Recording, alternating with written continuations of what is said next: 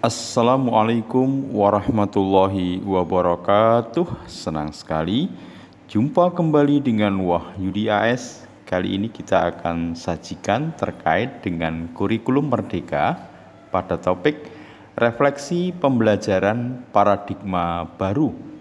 Kita akan berfokus pada struktur kurikulum merdeka ya. Mudah-mudahan ini bisa membantu pemahaman dari Bapak Ibu terkait dengan upaya untuk implementasi kurikulum merdeka ya.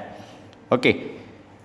Struktur kurikulum merdeka dalam pembelajaran kita perlu perhatikan bahwa dalam pembelajaran dengan paradigma baru merupakan upaya menumbuhkan pembelajar sepanjang hayat ya, sesuai dengan profil pelajar Pancasila ya. Jadi pada pembelajaran dengan paradigma baru adalah upaya untuk menumbuhkan agar peserta didik atau murid kita menjadi pembelajar sepanjang hayat sesuai dengan profil pelajar Pancasila ya.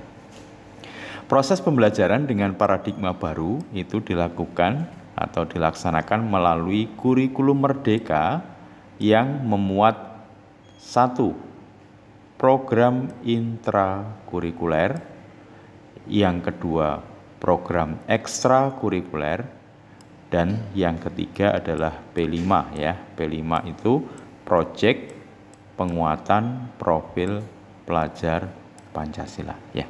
Jadi di kurikulum merdeka nanti memuat program intrakurikuler, program ekstrakurikuler, dan proyek penguatan profil pelajar Pancasila ya.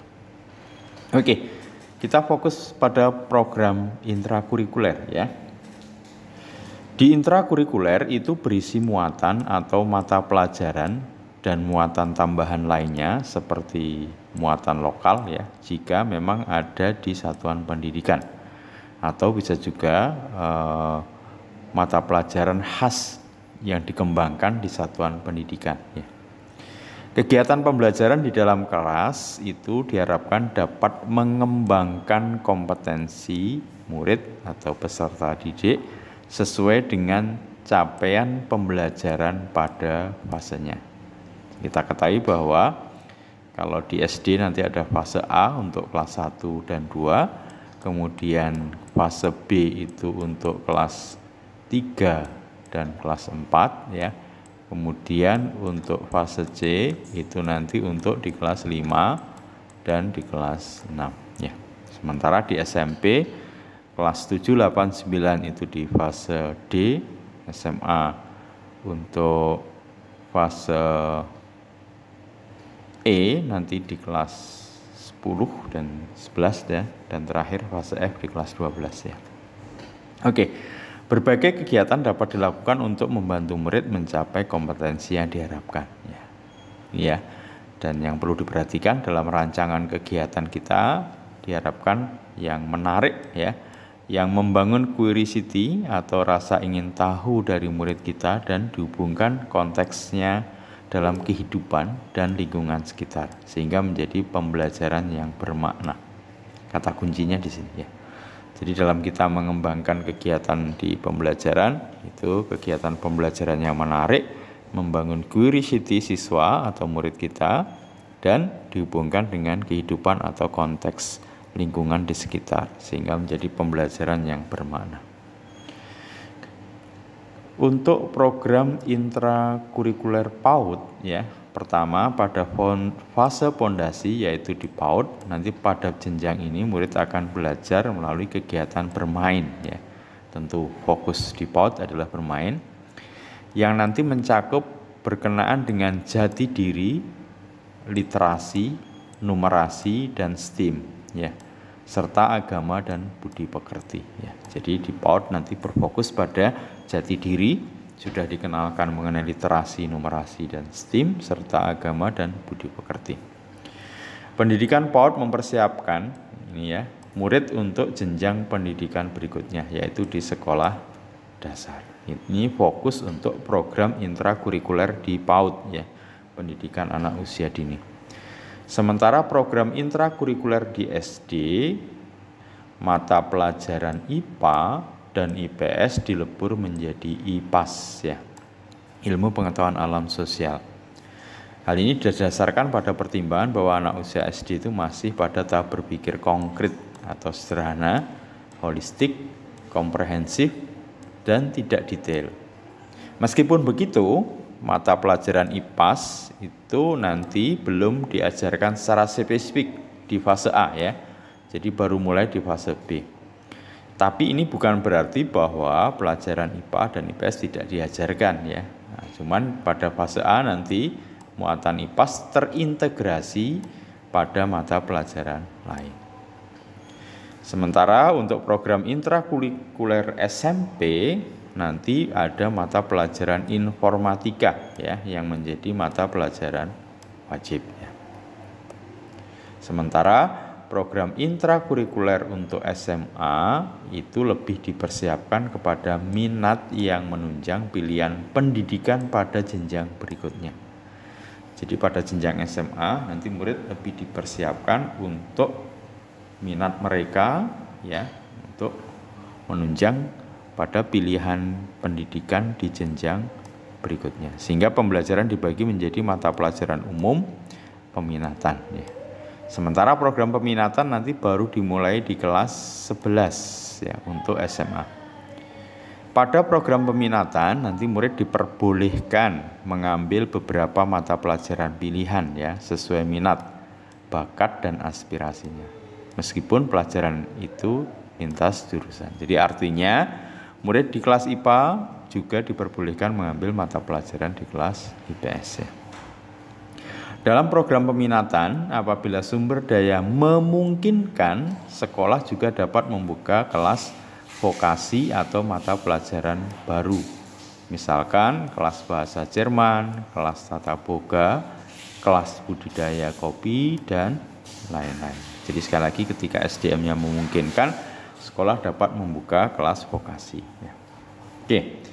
Kemudian untuk program intrakurikuler di SMK itu dapat mengambil kelompok mata pelajaran vokasi dan prakarya ya, yang berkolaborasi dengan masyarakat atau industri sekitar, dunia usaha dan dunia industri ya. Sehingga pembelajaran disesuaikan dengan kebutuhan dunia kerja dan industri pada lingkungannya.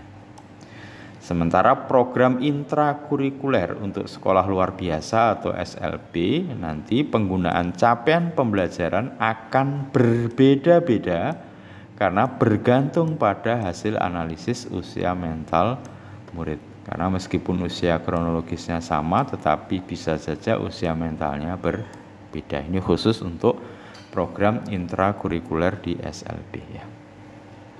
Oke, bagaimana dengan program ekstrakurikuler? Nah, di kurikulum Merdeka untuk kegiatan ekstrakurikuler kegiatannya tetap diadakan pada pembelajaran di kurikulum Merdeka. Jadi ekstrakurikuler masih tetap ada di kurikulum Merdeka dengan catatan pelaksanaannya dapat dikembangkan oleh satuan pendidikan sesuai dengan kapasitas dan minat karakteristik muridnya. Jadi pengembangan disesuaikan dengan kapasitas ya dan minat karakteristik muridnya. Yang berikutnya untuk P5 atau proyek penguatan profil pelajar Pancasila ini ditujukan sebagai penguatan profil pelajar Pancasila melalui tema yang telah ditetapkan. Tema-temanya adalah 1. Gaya hidup berkelanjutan, kearifan lokal, kemudian Bhinneka Tunggal Ika, bangunlah jiwa dan raganya, suara demokrasi, berrekayasa dan berteknologi untuk membangun negara kesatuan Republik Indonesia, kewirausahaan. Ini adalah tema-tema nanti untuk proyek penguatan profil pelajar Pancasila. Proyek penguatan profil pelajar Pancasila dalam pelaksanaannya nanti kegiatan ini mempunyai alokasi waktu sendiri ya dan tidak terikat dengan mata pelajaran apapun. Jadi proyek penguatan profil pelajar Pancasila nanti sifatnya berdiri sendiri ya. Waktunya alokasinya sendiri dan tidak terikat dengan mapel apapun. Asesmennya dilakukan berfokus pada 6 dimensi profil pelajar Pancasila. Sehingga nanti proyek penguatan profil Pancasila memberikan pembelajaran yang kontekstual, mengasah kemampuan berpikir, bernalar ya, pemecahan masalah, dan tentunya murid juga belajar mengaplikasikan ilmu lintas disiplin pada program ini. Jadi sekali lagi proyek penguatan profil pelajar Pancasila nanti mempunyai alokasi tersendiri, tidak terikat dengan mata pelajaran apapun. Untuk di SD nanti alokasinya adalah 20% dari struktur jam kurikulum yang ada di SD, di SMP 25% dan di SMA 30%. Nah, bagaimana asesmen untuk kurikulum merdeka? Nah, asesmennya merupakan, kita tahu sendiri, asesmen itu adalah proses pengumpulan dan pengelolaan informasi untuk mengetahui kebutuhan belajar, perkembangan dan pencapaian hasil belajar. Sehingga satuan pendidikan mempunyai kewenangan untuk merancang, menentukan teknik, waktu pelaksanaan asesmen sesuai dengan kondisi dan kebutuhan. Jadi satuan pendidikan mempunyai kewenangan untuk merancang, menentukan atau memilih teknik dan waktu pelaksanaan asesmen sesuai dengan kondisi yang dibutuhkannya. Sehingga kita pahami kembali bahwa asesmen berperan memberi informasi sebagai umpan balik guru, murid, orang tua agar dapat memandu mereka dalam menentukan strategi pembelajaran selanjutnya. Asesmen nanti juga sebagai bahan untuk refleksi untuk peningkatan mutu pembelajaran. Ini yang penting ya. Jadi asesmen yang dilakukan di kelas bukan hanya memberikan data perkembangan belajar murid, tapi juga upaya untuk terus meningkatkan kualitas pembelajarannya. Bagaimana dengan alokasi waktu pada kurikulum merdeka? Nanti satuan pendidikan memiliki keleluasaan untuk menentukan alokasi waktu pembelajarannya. Ada 3 alternatif model pembelajaran yang dapat diadaptasi, yaitu model reguler, blok, dan model kolaborasi, dengan mempertimbangkan tentunya sarana prasarana, jam mengajar guru, atau strategi lainnya agar pengorganisasian kegiatan belajar berjalan dengan lancar. Jadi 3 model alternatif pembelajaran. Yang pertama adalah model reguler, adalah model pembelajaran yang paling umum digunakan. Jadi setiap pembelajaran dilakukan terpisah antara satu mapel dengan mapel lainnya. Bisa juga menggunakan model blok ya, yaitu waktu pelajaran dikelola dengan bentuk blok-blok waktu.